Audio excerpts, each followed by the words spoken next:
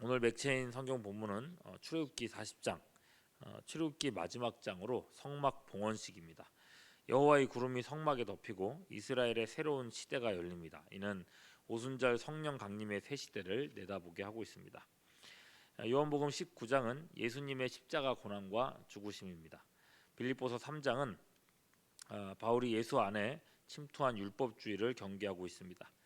율법주의 하면은 우리가 착각하기 쉬운 게요. 예를 들어서 주일에 버스 타면 안 된다. 그러면 율법주의고, 술 마시면 안 된다. 율법주의다. 공격을 하거든요. 근데 율법주의란 율법, 그러니까 행위를 통해서 구원을 받을 수 있다라고 하는 가르침이 율법주의지, 특정 행동을 권장하는 그런 게 율법주의가 아닙니다. 잠언 16장은 사람의 길과 하나님의 길을 대조하며 보여줍니다. 오늘도 말씀 안에서 많은 은혜 누리시기를 바랍니다. 오늘 말씀의 중심 주제는 사람의 계획과 하나님의 작정에 대한 것입니다. 본장의 첫 절과 마지막 절이 같은 주제로 수미 쌍관을 이루고 있어요. 이 첫 절 1절 보시면은 마음의 경영은 사람에게 있어도 말의 응답은 여호와께로부터 나오느니라라고 말했습니다. 이 사람이 이 마음으로 이런저런 계획을 세운다 할지라도 결국 일은 하나님의 뜻대로 된다는 겁니다. 그리고 마지막 절인 33절에서도요. 제비는 사람이 뽑으나 모든 일을 작정하기는 여호와께 있느니라. 사람이 제비를 뽑더라도 어떤 제비가 뽑힐지는 이미 하나님의 작정 안에 있다는 것입니다. 이게 16장 전체의 대전제이고요. 사실 우리가 사는 삶의 실체이기도 합니다. 우리 모두는 영원히 존재하시는 하나님의 뜻과 작정 안에서 살아가고 있을 뿐입니다. 이 작정에서, 하나님의 작정에서 벗어날 수 있는 사람은 아무도 없습니다. 자, 이런 교리를 접했을 때 우리에게 번뜩 드는 생각이 있죠. 그러면 우리가 산다는 것의 의미가 뭐냐는 거죠. 우리가 뭘 하든 이미 하나님께서 작정하신 대로 되는 일이라면 내가 지금 오른쪽으로 갈지 왼쪽으로 갈지 아침에 뭘 할지 밥을 뭘 먹을지 그 모든 게 하나님의 작정 안에 있다고 한다면 내가 열심히 노력해도 안 될 사람은 안 되도록 결정되어 있는 거 아닌가. 내가 노력하지 않아도 될 사람은 어차피 되는 것 아니냐. 자, 이렇게 생각하기 쉽다는 겁니다. 하나님이 다 작정을 해놔버렸다면. 이런 걸 숙명론 또는 운명론이라고 하죠. 내가 바꿀 수 없다. 그러나 여러분, 우리는 하나님을 그렇게 믿지 않습니다. 물론 하나님의 영원한 작정이란 게 있고 그것은 변치 않습니다. 만일에 하나님의 뜻과 작정이 시시각각 변한다면 이거 해봤더니 별로네, 다시 해봐야겠다, 이런 식으로 바뀐다면 그런 하나님은 완전한 하나님이라고 우리는 볼 수 없을 겁니다. 그죠? 완전하지 못한 그분을 우리는 신뢰할 수 없게 될 거예요. 여러분, 하나님의 작정은 분명히 있다는 겁니다. 하나님은 그런 분이에요. 그럼에도 불구하고 우리에게는 우리가 숙고하고 고민하고 선택할 수 있는 자유의지가 있다는 거죠. 하나님은 우리 행위에 대해서, 그러니까 우리에게 책임을 물으실 수 있다는 것입니다. 우리는 하나님의 영원한 뜻과 우리의 자유의지가 양자택일될 수밖에 없다. 하나님이 조금 자유를 좀 물려주시든지 아니면 우리가 자유가 없다고 하든지 그 두 가지밖에 생각할 수 없지만은 하나님은요 우리보다 훨씬 더 높은 차원에 계신 분입니다. 하나님께서는 모든 것이 가능합니다. 하나님의 작정을 인정한다고 해서 피조물인 우리의 인생들이 다 이미 결정돼 버렸고 내가 하는 일들이 다 무용하다라고 생각한다면 그건 우리가 하나님을요 우리의 인식 정도로 다 낮춰가지고 생각하는 것에 불과해요. 하나님께서 영원토록 정하신 이 작정을 우리와 우리의 행동들과 조화를 이루어 가시는 것을 우리는 섭리라고 부릅니다. 섭리. 우리는요 이 섭리에 대해서 성경이 우리에게 제시하는 방법 그대로를 그냥 받아들일 뿐입니다. 예를 들어서요 첫사람 아담을 생각해 보십시오. 하나님께서는 첫사람 아담이 선악과를 따먹게 될 거라는 걸 알았을까요? 몰랐을까요? 선악과를 따먹을 거 알았을까요? 몰랐을까요? 아셨겠죠. 모르셨다면 그분은 하나님이라고 할 수 없겠죠. 그죠? 자, 분명히 아셨습니다. 그러나 여러분, 그렇다고 해서 아담이 선악과를 따먹을 수밖에 없는 운명이었나 묻는다면 그건 아니에요. 아담에게는 선악과를 따먹을 수도 따먹지 않을 수도 있는 자유의지가 있었다는 것입니다. 하나님의 영역에서는 그 둘이 공존할 수가 있다는 거예요. 예. 우리가 못 받아들일 뿐이지, 우리의 한정적인 지혜 속에서 못 받아들일 뿐이지 하나님께는 가능하다는 거예요. 하나님의 작정과 인간의 자유, 이거는 우리가 이해할 수 있기 때문에 받아들이는 게 아닙니다. 하나님께서 우리에게 계시 보여주시는 만큼을 우리는 믿고 받아들일 뿐입니다. 그러므로 여러분, 선악과를 따먹은 것은 하나님의 작정에도 불구하고 오롯이 아담의 책임입니다.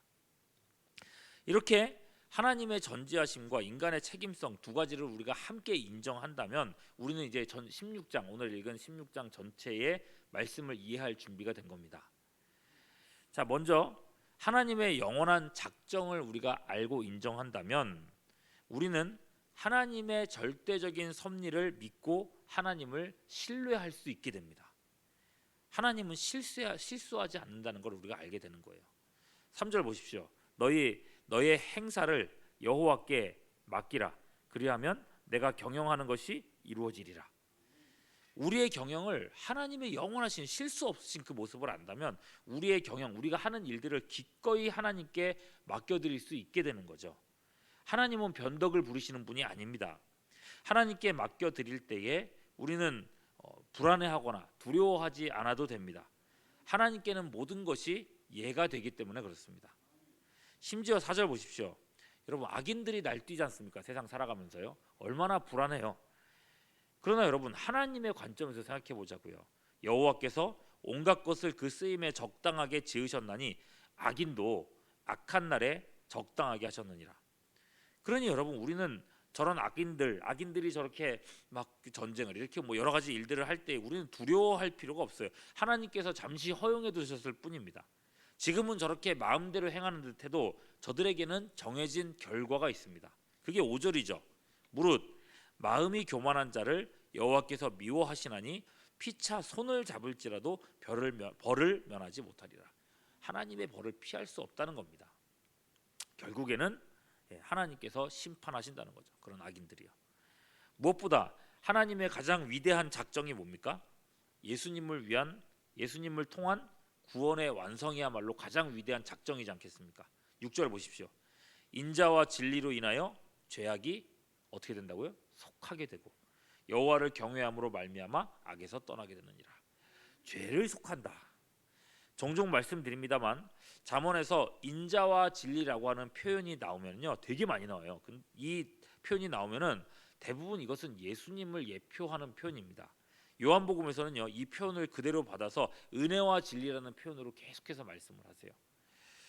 인자와 진리이신 예수님으로 인하여 죄악이 어떻게 된다고요? 속해진다고요. 죄값을 대신 치른다는 거예요. 죄값을 대신 내준다는 거죠. 여러분, 예수님으로 인하여 죄악이 속해진다 하지 않습니까? 여러분, 이 구원의 역사까지 하나님은 한치의 오차도 없이 이 구원의 일들을 이루어 가신다는 것입니다. 그리고 자기 아들까지도 아끼지 않고 내주셨던 하나님께서는 아들과 함께 모든 것을 우리에게 주려고 하십니다. 그러므로 여러분, 9절 말씀이요, 사람이 마음으로 자기의 길을 계획할지라도 그 걸음을 인도하시는 이는 여호와시니라. 믿는 우리는요, 이 사실을 항상 기억하고 살아가야 됩니다. 여러분, 우리는 고아처럼 버려진 사람들이 아니에요. 내가 결정하고 내가 혼자 책임지고 내가 다, 그게 아니라는 겁니다. 하나님이 우리의 길을 하나님의 선하신 뜻 가운데로 인도하고 계신다는 겁니다. 때로는 넘어지고 잘못된 선택을 하고 그런 일들이 끊임없이 우리에게 일어나지만 그렇다고 해서 우리가 무너지고 망하는가? 그러나 그렇지 않다는 거죠. 망하는 자 같지만 망하지 않는다는 겁니다. 여러분, 이 진리를 아는 우리의 태도는 하나입니다. 베드로전서 5장 7절, 너희 염려를 다 주께 맡겨 버리라. 이는 저가 너희를 권고하심이니라. 자, 이제 그럼 다음 단계로 넘어갈 수 있겠습니다. 하나님을 의지하고 맡긴다고 해서 내가 손 놓고 아무것도 안 해도 된다는 것인가? 내가 가만히 있어도 그냥 하나님께 맡겨드렸으니까 이제 나는 다 잘 될 거야 라고 생각할 수 있겠는가? 여러분 그것이야말로 섭리를 인정하는 게 아니라 운명론의 오류에 빠지는 거예요. 여러분 아담에게 있어서 하나님의 전지하심과는 별개로 아담이 감당해야 될 책임이 있었던 것처럼 하나님의 전지함을 아는 우리들은 우리 자신의 영역에서 우리에게 주어진 역할들을 성실하게 감당해야 한다는 것입니다. 여러분 그게 10절부터 말씀이에요. 자, 하나님의 말씀이 왕의 입술에 있은즉 재판할 때 그의 입이 그르치지 아니하리라. 여러분 우리는 일반 은총 영역 안에서 살아가고 있어요. 세상에는 세상에 왕이 있고 주권자가 있고 법이 있습니다. 우리가 여러분 믿는 사람이라고 해서 하나님의 자녀들이라고 해서 세상 법을 초월해서 사는 사람들이 아니에요. 그건 신약 성경도 마찬가지지 않습니까? 로마서 13장 1절 각 사람은 위에 있는 권세들에게 굴복하라. 권세는 하나님께로 나지 않음이 없나니 모든 권세는 다 하나님이 정하신 바라. 여러분 모든 권세가 하나님께로부터 나왔음을 믿을진데 마땅히 우리가 이 세상을 살아가면서 세상의 법도 지키면서 살아가야 됩니다. 11절 보시면 나오는 것처럼 저울을 속이지 말아야 되고 12절 함부로 법을 어기며 살아가도 안 됩니다.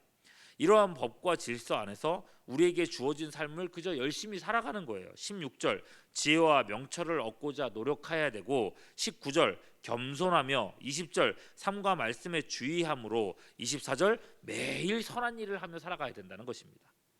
동시에 25절이요. 어떤 길은 사람이 보기에 바르나 필경은 사망의 길이기 때문에 내가 지금 하고 있는 일들이 내가 아무리 옳다고 막 고집부리고 생각한다고 해서 혹 이 길이 사망의 길은 아닌지를 항상 말씀 안에서 돌이켜 보면서 살아가야 된다는 거예요. 26절 오로지 먹을 것 즉 소유를 위해서 살고 있는 건 아닌가. 27절 맹렬한 불같은 말들을 쏟아내고 있지는 않은가. 28절 혹 이간질하고 다툼하는 그런 사람이 나는 아닌가. 그렇게 매일의 걸음을 하나님 앞에서 올바르게 하려고 살아가다 보면 하나님께로부터 상을 얻게 되는데 그게 바로 31절이죠. 뭐라고 되어 있습니까? 백발은 영화의 면류관이라 공의로운 길에서 얻으리라. 여러분 이런 장수를 누리게 된다는 것이고 32절 용사보다 나은 하나님의 일꾼으로 쓰임받게 된다는 것입니다. 그래 결론입니다. 30절 제비는 사람이 뽑으나 모든 일을 작정하기는 여호와께 있느니라. 여러분 모든 것을 주관하시는 하나님이 우리 편이시라는 겁니다. 그러므로 로마서 8장 28절 우리가 알거니와 하나님을 사랑하는 자 곧 그 뜻대로 부르심을 입은 자들에게는 모든 것이 합력하여 선을 이루느니라. 결국 우리 안에서 하나님께서 선을 이루어 가신다는 거예요. 우리가 열심으로 살아갈 때에 하나님이 그 노력에 열매를 맺게 하신다는 것입니다. 여러분 이 사실을 믿음으로 하나님과 동행하며 어떤 일에도 흔들리지 않는 우리 모두가 될 수 있기를 주님의 이름으로 축원합니다. 기도하겠습니다. 우리 안에서 지금도 일하시는 하나님, 각 사람이 당한 여러 일들 가운데서도 하나님의 섭리가 있음을 우리로 확신하게 하시옵고 염려하고 근심하는 대신에 주님을 신뢰하며 주어진 일들을 신실하게 감당하는 우리가 되게 하여 주시옵소서. 코로나, 전쟁 등 여러 일들 속에 세상은 혼란스럽사오나 하나님의 백성들은 하나님의 섭리와 일하심을 믿음으로 평안하게 살아가기를 간구하옵고 우리 구주 예수 그리스도 이름으로 기도하옵나이다. 아멘.